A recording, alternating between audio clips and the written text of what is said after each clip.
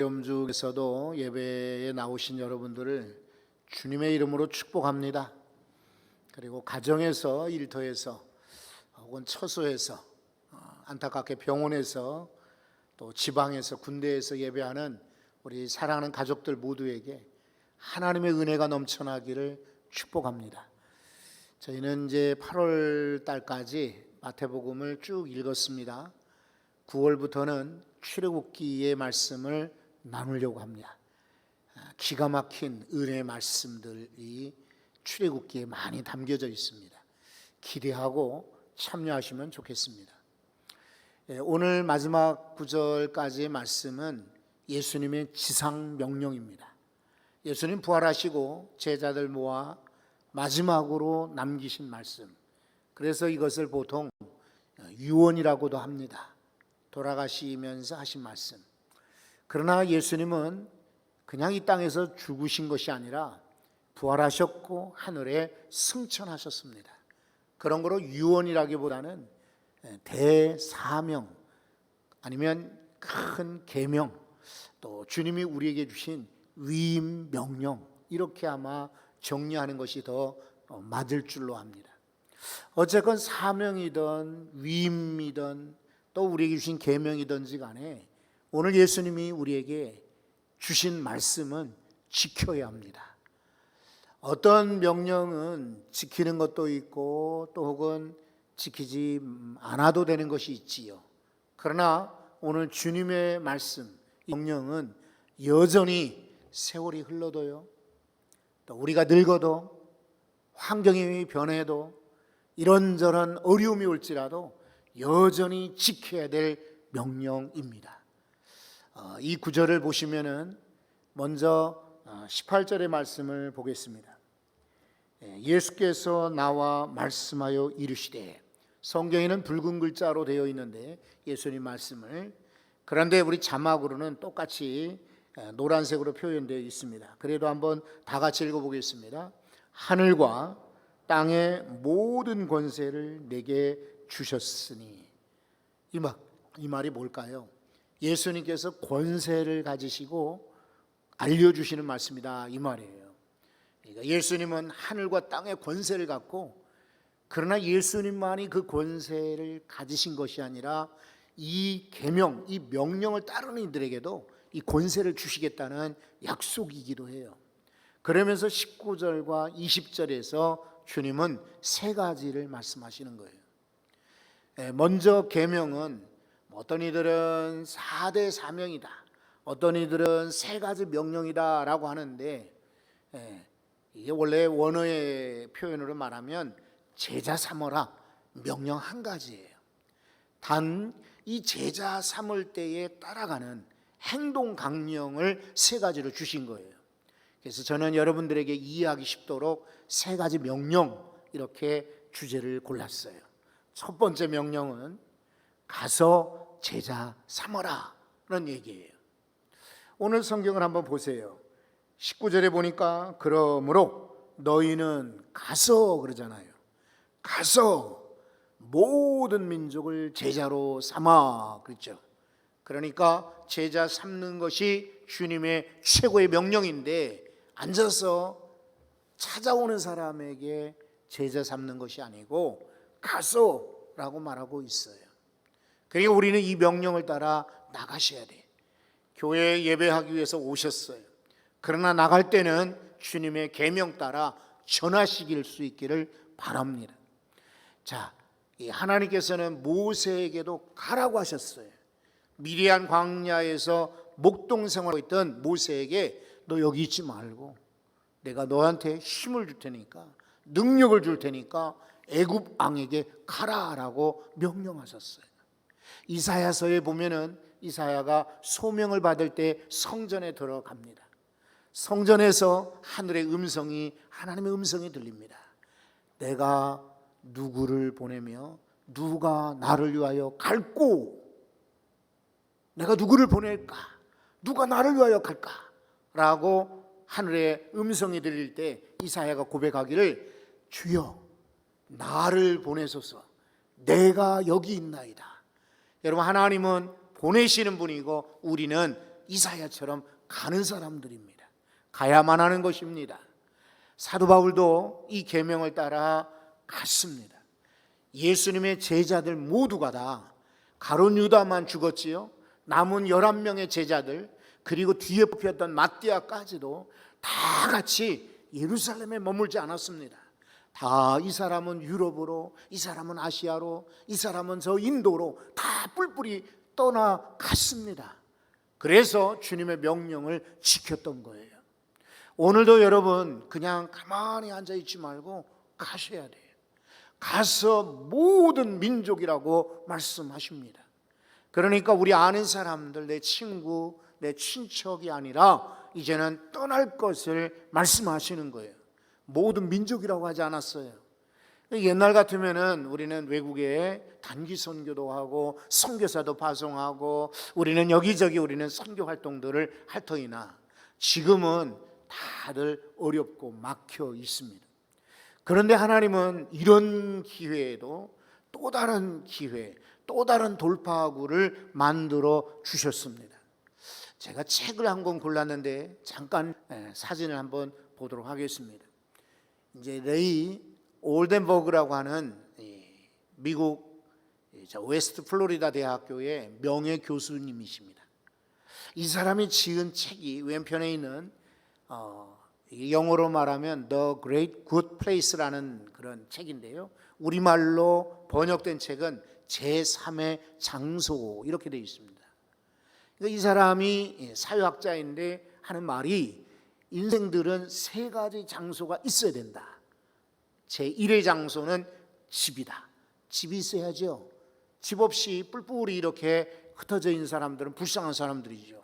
제2의 장소 바로 일터나 학교다. 있어야 됩니다. 학생들이 학교를 가야겠죠. 그리고 우리 성도들도 마찬가지만 일터가 있어야겠죠. 그래야 일하면서 살 수가 있을 터이니까. 그런데 인생에게는 집과 일터 말고도 제3의 장소가 필요하다. 이것을 이제 퍼블릭 스퀘어라고 그래가지고 공공장소 이런 말로 설명을 해요. 그러니까 사람들이 모일 만한 장소, 사랑방과 카페 같은 곳입니다. 혹시 여러분 김영철 씨의 동네 한 바퀴라는 프로그램을 보셨나요? 어제는 울산에를 갔더라고요. 울진을 갔는데 울진에 골목길을 나가서 보니까 넓은 광장같이 나오고 집들이 양쪽에 있습니다. 그런데 한켠에 보니까 넓은 마루에 이제 어머니들이 한 17분이 앉아서 그림 맞추기를 하고 있는 거예요. 근데 그 프로그램에 나온 이 사람들이 이야기하는 거 보니까 왜 이렇게 마당이 넓어요? 라고 김영철 씨 물으니까 이곳은 옛날 시장이었다고 그래요. 동해안에서 제법 큰 울진 시장이었다고 해요. 그러니까 거기 앉아 계시는 분들도 예전엔 다 지금은 시장이 다른 데로 옮겨갔는지 모르겠습니다만 지금은 시장이 열리지 않고 이곳에 여전히 모여 사는 분들이에요. 어떤 이는 신발 가게를 했고 어떤 이는 옷감 가게, 어떤 이는 구멍 가게를 하고 다들 장사하던 분들이 나이가 이제 70이 넘고 80이 넘었는데 여전히 그 동네에 치면서 그 넓은 마루에 앉아서 이제 먹을 것도 나눠 먹고 그리고 서로 안부도 나누고 재미있는 놀이도 하면서 거기 앉아 계시는 거예요. 여러분 바로 그 마루와 같은 그 장소, 그것이 바로 제3의 장소입니다. 아마 우리 성도들은 교회가 이런 장소가 돼야 되지 않겠습니까? 모여서 평등하게 누구를 할 것 없이 부자나 가난한 사람이라고 그래서 여러분 2층으로 가시오.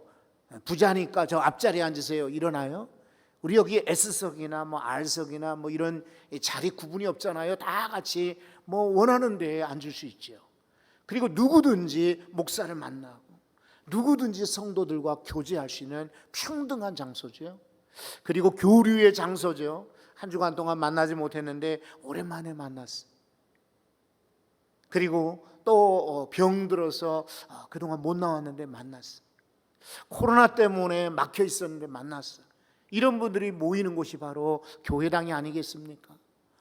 그런데 여러분 제4의 장소, 이 저자는 제3의 장소 이야기했는데 오늘날에는 제4의 장소가 있습니다. 아까 그 사회학과 올덴버그 교수는 이 책을 1989년도에 썼어요. 그러니까 이 사람은 미처 생각을 못했어요. 지금 21세기에 와서는 제4의 장소, 소위 말하는 가상공간이 이제 이런 장소가 되는 거예요. 가상공간. 우리가 이렇게 교회당에 모이지 못하고 어디 뭐 카페에도 자유롭게 가지 못하고 어디 뭐 우리가 경기장에 가거나 극장에 가기가 쉽지 않지만 제4의 장소, 가상공간이 있단 말이죠. 이거 기가 막힌 사실은 우리에게 또 다른 기회가 일 수도 있는 거죠. 여기는 무슨 뭐 돈 가지고 비행기를 타고 가는 것도, 기차나 자동차를 타고 가는 것도 아니죠. 가상공간은 전 세계에 다 열려져 있으니까요. 그러니까 어제 유튜브로 아까 소개한 그 책의 저자 레이 올덴버그 이 사람을 검색을 했어요. 지금 어디에 살고 있는가? 1939년생이니까 80이 넘으신 분이죠, 그죠? 그런데 여전히 이 사람은 플로리다 펜사콜라라고 하는 대학가에 여전히 살고 계시는 거예요. 그러면서 중간에 카페에 가요, 낮 시간에. 그러면 거기 경찰관도 오고 또 혹은 기업의 사장들도 오고 카페에 학생들이나 자기가 가르쳤던 제자들도 함께 오는 거예요. 그래서 거기서 대화하는 것이 유튜브에 소개되어 있더라고요. 여러분, 이제는 가상 공간을 통해서 유튜브 같은 이런 방송, 인터넷을 통해서 세계 어디든지 갈 수가 있어요. 막혀 있는데 독일에 가고 싶다. 이제는 인터넷을 통해서 그 장소를 가는. 일본에를 간 적이 없는데 한번 가보고 싶다. 이제는 갈 수가 있는. 남들이 하와이가 좋다고 하는데 인터넷 공간을 통해서 찾아갈 수가 있는 거예요. 이거는 이제는 누구든지 다 접근하고 교류하고 그리고 거기서 많은 정보들을 얻어낼 수 있는 공간. 여러분 어떻습니까? 주님은 그 당시 제자들에게 너희가 가서, 이때 제자들의 머릿속에는 그래 지방으로 뿔뿔이 흩어져서 가서 전해야지, 이 사람들 사고에는 유대 나라만 마음에 두고 있었어요. 그런데 예수님은 그것을 깨신 거예요.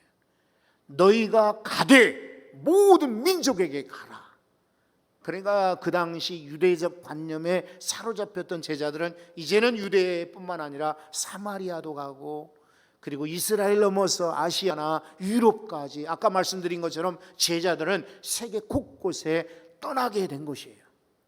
오늘날 우리는 주님의 이 명령을 들을 때에, 이 말씀을 들을 때 어디로 갈 것인가? 가까운 이웃도 좋겠습니다만 좀 더 마음을 열어서 더 넓은 곳으로 모든 민족에게로 여러분들 마음이 향할 수 있기를 바랍니다.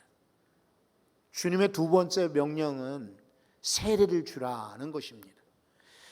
여기 성경에 보시면은 아까 19절을 읽었잖아요. 근데 다시 한번 보십시오. 자, 그러므로 너희는 가서 모든 민족을 제자로 삼아, 그 다음 구절입니다. 아버지와 아들과 성령의 이름으로 세례를 베풀고. 이게 세례를 왜 예수님이 강조하셨을까? 제자를 만드는데 중요한 것은 그냥 허울뿐인 그림자 같은 이름만 있는 제자 말고 확실하게 세례를 주어라 라고 말씀하신 거예요. 그런데 세례의 방법, 세례의 원칙, 세례의 원형의 모습을 가르쳐 주셨어요. 세례는 너희들 이름으로 주는 것이 아니다. 세례는 아버지의 이름과 아들의 이름과 성령의 이름으로 주는 것이다. 바르게 가르쳐 주셨어요. 예수님 자신도 세례 받으셨죠? 그리고 초대교회 성도들은 세례를 다들 받았습니다. 오늘날 성도들도 세례 받아야 되는 것입니다. 자, 군대에서는요, 진중세례라고 해서 많은 병사들 놓고 집단으로 세례식을 갖습니다. 그렇다고 해서 세례는 집단으로 받는 것이 아니라 일일이 개인적으로 받는 것입니다. 예배는 함께 드리고 찬양 함께 하고 기도도 함께 통성으로 할 수 있지만 세례는 각자가 하나님과 나와의 관계에서 받는 것입니다. 초대교회 성도들을 보면은 마가복음 16장 15절과 16절에도 예수님 말씀하신 걸 그대로 지켰거든요. 뭐라고 말씀하셨느냐? 너희는 온 천하에 다니며 복음을 전파하라. 온 천하에 다니며 만민에게 복음을 전파해. 그리고 그 다음 구절에 보시면 뭐라고 하셨습니까? 믿고 세례를 받는 사람은 구원을 받을 것이요 믿지 않는 사람은 정죄를 받으리라. 중요한 말씀이죠. 믿고 그 다음에 세례를 받는 사람은 구원을 받을 것이요. 그러니까 이 세례만 받는다고 구원받는 것이 아니라 믿고 나서 세례 받아야 되는 거예요. 그리고 아무나 세례 받는 것이 아니라 믿는 사람에게 세례를 주라, 이런 뜻이에요. 그런 이들에게 하나님 주시는 은혜가 뭐냐? 바로 구원을 받으리니 라고 말하고 있어요. 그러니까 엉터리로 세례 받으면 안 돼요. 믿고 세례 받아야 돼요.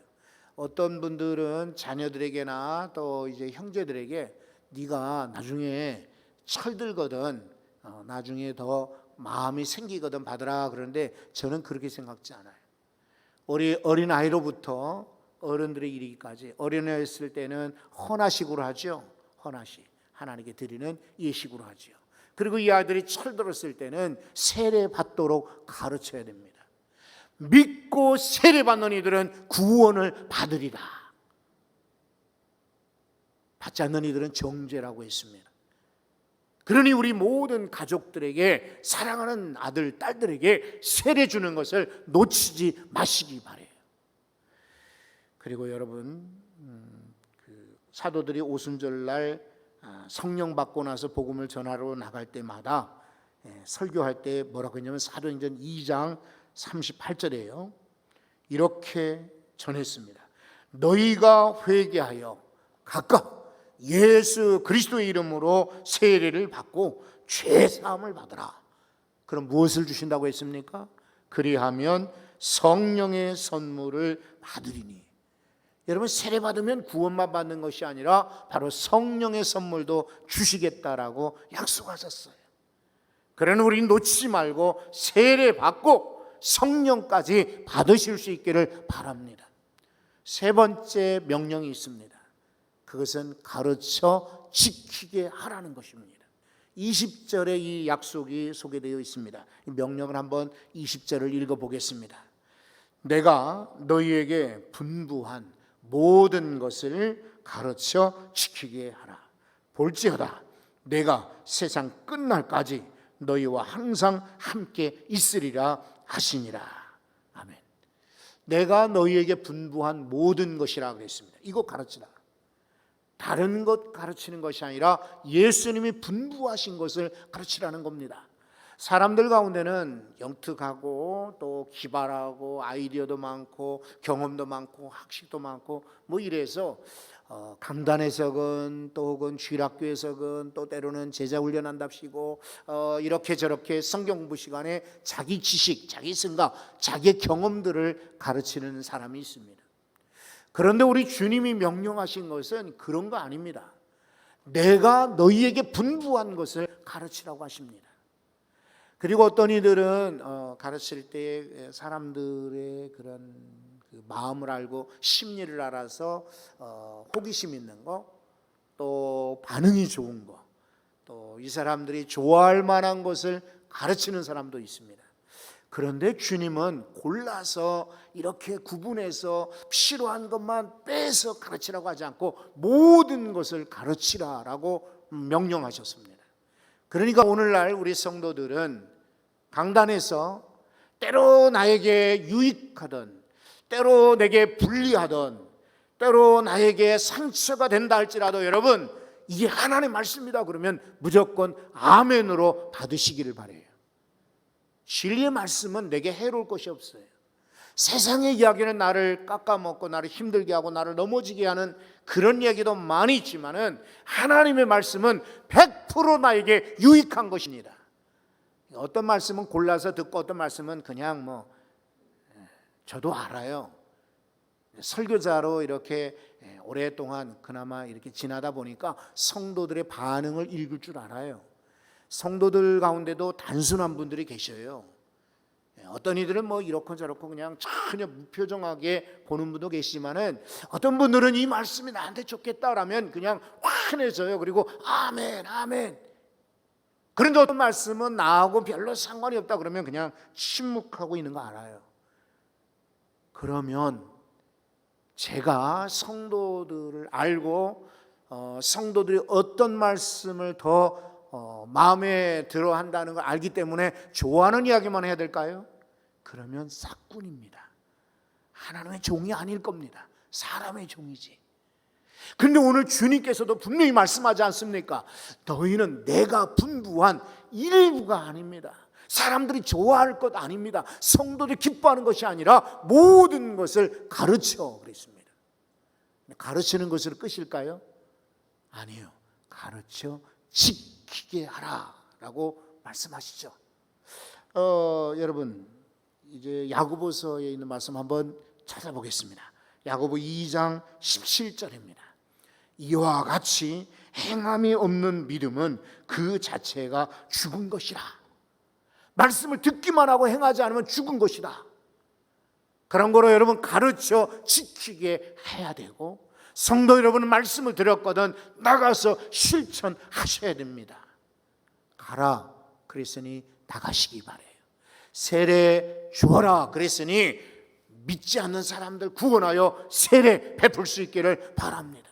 가르쳐 지키게 하라 그랬으니 우리 교회부터 성도 여러분으로부터 많이 가르치시고 그리고 그들로 하여금 지켜 행하도록 만들어 주시기를 바랍니다. 시간이 이제 없어요. 촉박합니다. 그리고 지옥이 분명히 있거든요.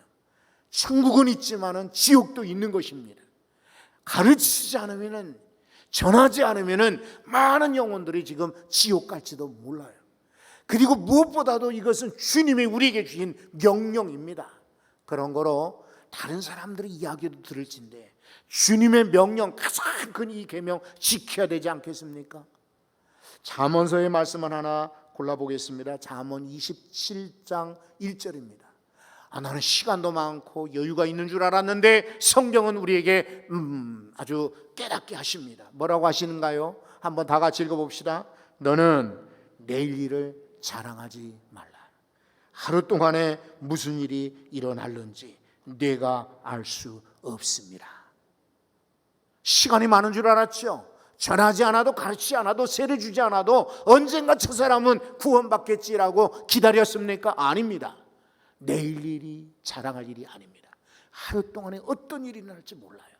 그러니 오늘 이 말씀 들은 대로 여전히 나가서 전하고 세례 주고 가르쳐서 제자 만드는 우리 성도들 되시기 바랍니다.